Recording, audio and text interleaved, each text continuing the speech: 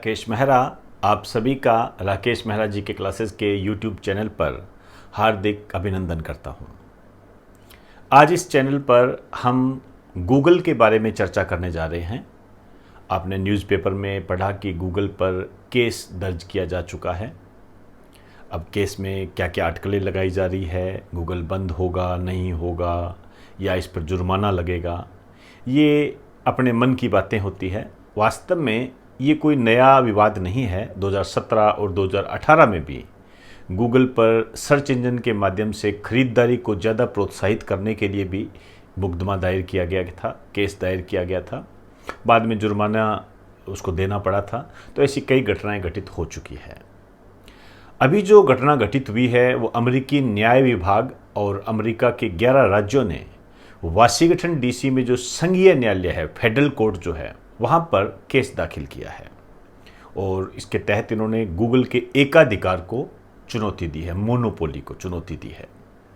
क्या है गूगल, कैसे क्वेश्चन बने हुए हैं, पिछले क्वेश्चन किस तरीके से आए हुए हैं, उसी को आधार बनाकर हम इस टॉपिक को कंप्लीट करेंगे और इस टॉपिक को आप ज़्यादा से ज़्यादा स्टूडेंट को शेयर करें ताकि वो भी इस घटना के बारे में जान सके और इससे रिलेटेड जो भी क्वेश्चन बनते हैं उसको बखूबी अपने जहन में समा कर रखें। इसके अलावा डिस्क्रिप्शन में जो लिंक दिए गए हैं उन्हें आप अपलोड कर लें। हेडिंग डाल दीजिए या ऐसे कीजिए, एक लाइन के रूप में लिखिए,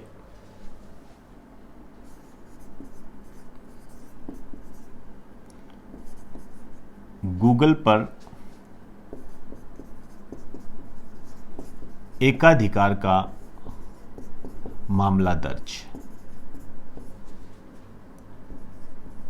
एकाधिकार का मतलब होता है मोनोपोली, मतलब खुद को ही ज़्यादा पावरफुल करना, ये एकाधिकार होता है। मोनोपोली किस रूप में कर सकता है? ये यूट्यूब के संदर्भ में करता है, गूगल क्लाउड के संबंध में करता है। ऐसी कई बातें हैं जिसके संबंध में ये एकाधिकार की प्रवृत्ति रखता है। वर्तमान में जो गूगल एक मोबाइल आता है उस पर भी ये एकाधिकार की प्रवृत्ति रखता है। तो उस सभी को ध्यान में रखते हुए इस पर मामला दर्ज किया गया है और ये मामला दर्ज किया गया है अक्टूबर 2020 में। अमेरिकी न्याय विभाग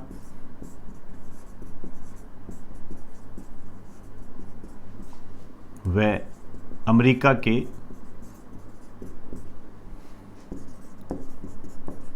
11 राज्यों के द्वारा, अमेरिका के 11 राज्यों के द्वारा। ध्यान रखें, यहाँ पर इन्होंने मामला दर्ज किया है। शायद ये तो कोई क्वेश्चन नहीं बनेगा कि किसने मामला दर्ज किया, कहाँ किया, ऐसा कुछ नहीं है।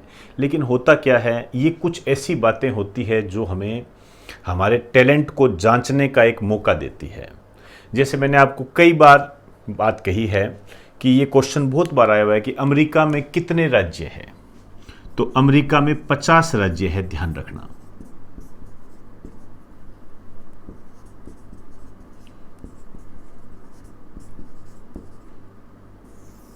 ये क्वेश्चन सदाबहार क्वेश्चन है।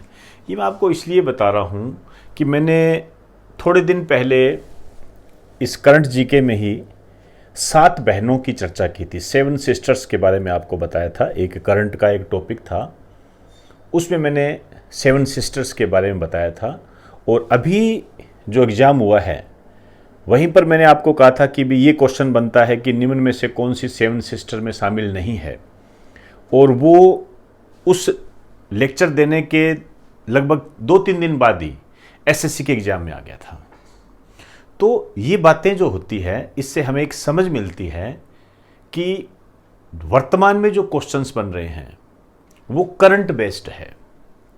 अब होता क्या है, हम उसे पहचानते हैं या नहीं पहचानते हैं, ये एक अलग बात हो जाती है। होता करंट बेस्ड ही है सारा। आपसे यदि जनरल जीके भी पूछा जाएगा तो वो कहीं ना कहीं आसपास किसी घटना से रिलेटेड होगा। जैसे मैं आपसे कहूँ कि ये जो मामला दर्ज किया गया है अमेरिकी न्याय विभाग और 11 राज्यों में, तो कहाँ दर्ज किया गया है? हम कहें वाशिंगटन डीसी के संघीय न्यायालय में यहां दर्ज किया गया। अब वाशिंगटन डीसी तो वैसे ही बहुत इंपॉर्टेंट है, कई बार इस पे क्वेश्चन भी आए हुए हैं। अब वाशिंगटन डीसी क्या है? अमेरिका की राजधानी है। डीसी का मतलब डिस्ट्रिक्ट ऑफ कोलंबिया होता है। ये जो वाशिंगटन डीसी है ये किस नदी के किनारे है? यदि आप में से कोई जवाब दे पाए मुझे अच्छा लगेगा। किस नदी के किनारे हैं? ये आया हुआ है क्वेश्चन। तो ये एक रिवीजन के एक तरीके होते हैं, ध्यान रखना। ये पोटोमेक नदी के किनारे है। हम करते हैं इसको, ऐसा नहीं है कि आपको पहली बार बता रहा हूं। वर्ल्ड ज्योग्राफी में कराया है वाशिंगटन डीसी, इससे साथ में मिलाकर आपको न्यूयॉर्क कराया था, हडसन नदी के किनारे, याद कीजिए न्यूयॉर्क। तो ऐसे बनते हैं। तो डिस्ट्रिक्ट ऑफ कोलंबिया। हम जो भी पढ़ते हैं, हमारे पढ़ने का तरीका क्या है, ये हमारी कामयाबी निर्धारित करता है। नहीं तो पढ़ते तो सभी हैं, सभी का सिलेक्शन थोड़ी होता है। सिलेक्शन का अपना एक क्राइटेरिया है जो सजगता और सतर्कता को डिसाइड करेगा, उसको लेकर चलेगा, वही होगा। उसमें कितनी क्षमता है कि वो टॉपिक कोई पढ़ रहा है और वो रिवीजन किए जा रहा है। जैसे हमने इन दो बातों को रिवाइज किया, वाशिंगटन डीसी आ गया, आपने अखबार में ही पढ़ा होगा, वाशिंगटन डीसी के संघीय न्यायालय में। अब आपने उसको चलता कर दिया तो गड़बड़ी है। लेकिन आपने दिमाग में आया कि वाशिंगटन डीसी, अच्छा यार डीसी क्या होता है, आपको नहीं पता लगा, कोई बड़ी बात नहीं है। ये कोई समस्या नहीं है कि आपको पता नहीं है, बिल्कुल ये कोई समस्या नहीं है। आपको पता नहीं है, आप भूल गए, कोई, ये दोनों कोई समस्या नहीं है। नहीं होता कई बार पता। तो आप उसको क्या कीजिए, देख लीजिए। आपको जहां आपके नोट्स से वहां देख लीजिए। नहीं पता लग रहा है, आप अपने गुरुजन से संपर्क कर लीजिए। तो वो आपकी तैयारी हो जाती है। जैसे अभी मैंने आपसे पूछा वाशिंगटन डीसी किस नदी के किनारे हैं, जैसे मैंने पूछा, हो सकता है आपके दिमाग में ना आया हो, और यदि मैंने ये तो मैंने बता दिया, और यदि मैं ये कह देता कि नहीं आप खुद देखिए, अब यदि वो आपने देख लिया तो फिर आप कभी नहीं बोलोगे। ऐसे ही पढ़ा जाता है। क्वेश्चन को निकालना, उसको सोल्व करना बहुत आसान है, ध्यान रखना। लेकिन बस तरीका बदलना पड़ता है, अपने पढ़ने के तरीके को बदलना पड़ता है। आप कोई भी हो, जैसे कोई भी डे आ गया आपके दिमाग में, जैसे आज हम कहें 22 अक्टूबर है, तो आपके दिमाग में आना चाहिए क्या 22 अक्टूबर किसी दिवस के रूप में मनाया जाता है? यदि ये बातें हमें क्लिक कर जाएं, मुझे नहीं लगता कि हम कुछ इम्पोर्टेंट खो देंगे। और पढ़ने का तरीका यही होता है। नहीं तो किताबों में तो सारा जहान समाया हुआ है, सारे जहान को प्राप्त करने की क्षमता मुझे तो नहीं लगता कि किसी में होती है। कोई कर ले, ब्रिलियंट है, स्वागत है उसका, हमसे भी मिल ले कभी। तो अपने तरीके को बदलिए। अब आइए, अब इसमें क्या बातें हो सकती है। अब जैसे ये गूगल है, अभी आपने एक एसएससी का पेपर दिया होगा, समय की कमी के कारण मैं आपको बता नहीं पाया, लेकिन एक क्वेश्चंस बच्चों ने मेरे पास क्वेश्चन भेजे थे, मैं बताऊंगा उनके बारे में, आप टेंशन मत रखिए। एक क्वेश्चन आया, अमेजन के सीईओ कौन है, या शायद अमेजन के संस्थापक कौन है, ये पूछा था। अब देखिए, अमेजन हो गया, ट्विटर हो गया, गूगल हो गया, कनेक्ट हो गए ना भाई, कौन है? तो यहां जो आपके क्वेश्चन बनेगा वो ये बनेगा, ये गूगल है क्या? है क्या? तो आप क्या करते हो गूगल में? कहते हैं ना गूगल में देख ले, सर्च इंजन है। तो एक लाइन लिखिए, यह एक सर्च इंजन है। एक बात और लिखिए, दुनिया की सबसे बड़ी इंटरनेट कंपनी, दुनिया की सबसे बड़ी इंटरनेट कंपनी है। अब क्या क्या पता करना पड़ेगा, इसकी स्थापना कब हुई? 4 सितंबर 1998 को स्थापना हुई इसकी। कहां हुई? मेनलो पार्क में हुई। कहाँ पड़ता है? कैलिफोर्निया में पड़ता है। कैलिफोर्निया कहाँ है? अमेरिका में, अमेरिका का एक राज्य है। सिंपल सी बात। नेक्स्ट बात आती है किसने की, क्योंकि हमसे क्वेश्चन में ये पूछा जा चुका है कि अमेजन के संस्थापक कौन है, तो आपसे पूछा जाएगा गूगल के संस्थापक कौन है। बस इसी पकड़ को रखना है आपने, यही पकड़ आपके पढ़ने के लहजे में होनी चाहिए। फिर देखिए आपके लिए कितना आसान हो जाता है। जो आपने स्वयं को अपने पता नहीं किस जाल में बांध के रखा है, उस जाल से निकलना बहुत जरूरी है। आइए, किसने की स्थापना इसकी? लेरी पेज और सर्गे ब्रिन के द्वारा। अब इन्होंने इसकी स्थापना की थी। अब आप अखबारों में पढ़ रहे होंगे या कहीं और जगह ही पढ़ा होगा कि सर 1998 में गूगल थोड़ी आया था। 1998 में तो गूगल होता ही नहीं था। तो बिल्कुल सही बात है। फिर हमारे सामने एक सन आता है 2004। तो वास्तव में इसको जो पब्लिक किया गया था, सार्वजनिक जो किया गया था, ये 2004 में किया गया था। अब जो बच्चा इन 2004 और 1998 में अंतर कर लेगा, अंतर समझ जाएगा, वो कभी भी किसी भी टाइप का क्वेश्चन पूछ ले वो गड़बड़ी करेगा ही नहीं तो 1998 और 2004 ये दो सन आपके क्वेश्चन को गलत करने की पूरी ताकत रखते हैं। लेकिन आपका बैलेंस ऑफ माइंड यदि सही होगा तो मुझे नहीं लगता कि इतने आसान से टॉपिक को आप कितना भी उलझाने की कोशिश करते आप कर ना पाओ। अब हेड ऑफिस, इसका जो हेड ऑफिस है कैलिफोर्निया में है। कैलिफोर्निया यूएसए, अमेरिका में है। अब वर्तमान में इसके सीईओ कौन है? चीफ एग्जीक्यूटिव ऑफिसर बोलते हैं। चीफ एग्जीक्यूटिव ऑफिसर, मुख्य कार्यकारी अधिकारी बोलते हैं इसको। सुंदर पिच्चई। यदि आप 1 साल से या 1.5 साल से तैयारी कर रहे हो, क्या ये क्वेश्चन नहीं आया हुआ? बताइए, क्या ये क्वेश्चन नहीं आया हुआ सुंदर पिच्चई के बारे में? और उसी को आधार बनाकर ये आपसे इसी एसएससी के एग्जाम में नहीं पूछा अमेजन के संस्थापक कौन है, अमेजन के सीईओ कौन है। मेरी पूरी वो लैंग्वेज याद नहीं है, उसी से रिलेटेड था सारा। तो बताइए समस्या कहाँ आ रही है? समस्या यही है कि आप अपने पढ़ने के तरीके को बदलिए।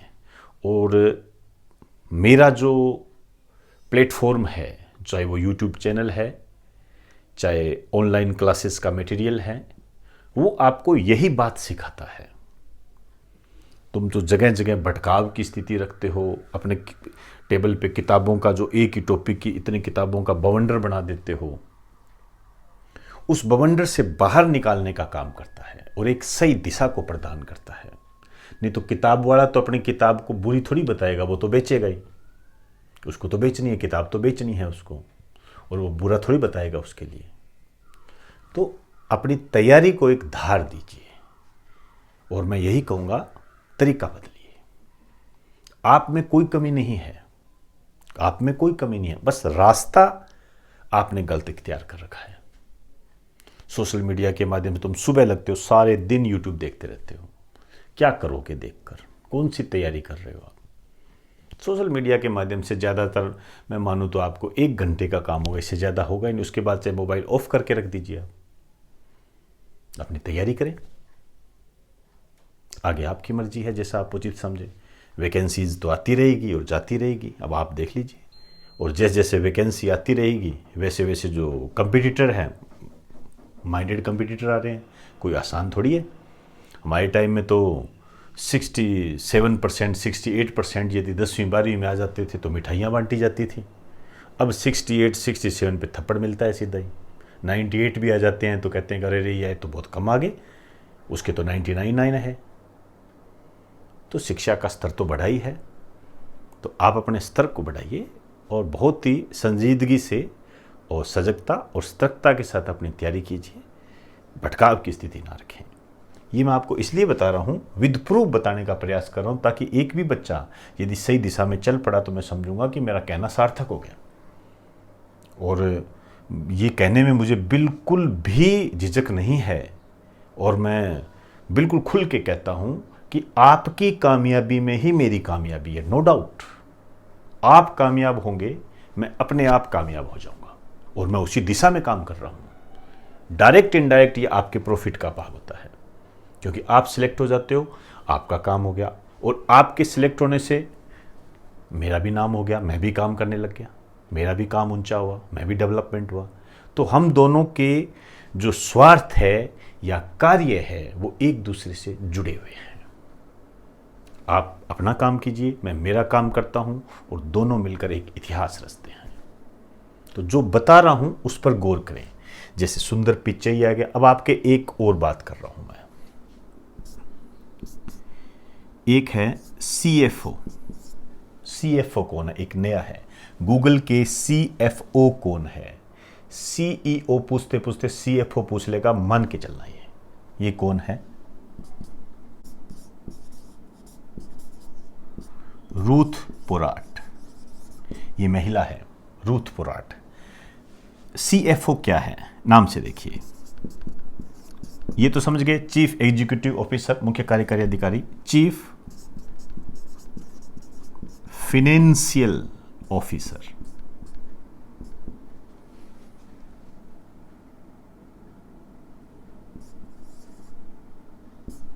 चीफ फाइनेंशियल ऑफिसर, ये रूथ पोराट है। तो ये आपका गूगल कंप्लीट हो गया। अब मैं शायद मैंने आपको बताया नहीं, अमेजन के संस्थापक, और लेकिन पहले के लेक्चर में बता चुका हूँ, ऐसा नहीं है कि मैं पहली बार बता रहा हूँ। ये अमेजन के बारे में अच्छे तरीके से बताया हुआ आपको। ये अभी जो आपको रिवीजन करा रहा हूँ, शायद उसमें भी एक लेक्चर में मैंने बताया है। वो लिखिए, अमेजन के संस्थापक, फाउंडर व CEO ये है जेफ बेजोस। और अब जो आपके लिए क्वेश्चन बन रहा है, ये लेरी पेज और सर्गे ब्रिन, भूल मत जाना। लेकिन आपको ये भी ध्यान रखना है कि यदि ये पूछ लिया कि गूगल के CEO कौन है, फिर ये लेरी पेज मत कर देना और मान के चलना। इस एग्जामिनर के दिमाग को मैं अच्छे तरीके से समझने लगा हूं। ये ऑप्शन देगा आपको, ये भी देगा रूथ पोराट, ये भी देगा गड़बड़ी करने के लिए। और ये एग्जामिनर की एक फितरत है। हम CEO को जानते हैं, सुंदर पिचई है, नाम से पता लग रहा है भारत से रिलेटेड है। ये आपसे हम सुंदर पिचई को जानते हैं, वो पूछ लेगा CFO कौन है। कई बार तो पूरा नाम भी नहीं देते हैं और हम सुंदर पिचई करके आ जाएंगे। ध्यान रखना, रूथ पोराट है, क्योंकि ये चर्चा में आ गया है। ये मामला ना पूछा जाए, कोई हैरत की बात नहीं है। हो सकता है इस मामले की बात ही ना करे, हो सकता है इस टाइप का क्वेश्चन ना बने कि केस किसने दर्ज किया, ऐसा नहीं बनेगा। इससे कोरिलेट करके पूछेगा आपसे, कोरिलेट करके पूछेगा। क्लियर हुई बात सारी? तो ये बातें आपने ध्यान रखनी है। तो एक बार आप इसे राइट डाउन कर दीजिए।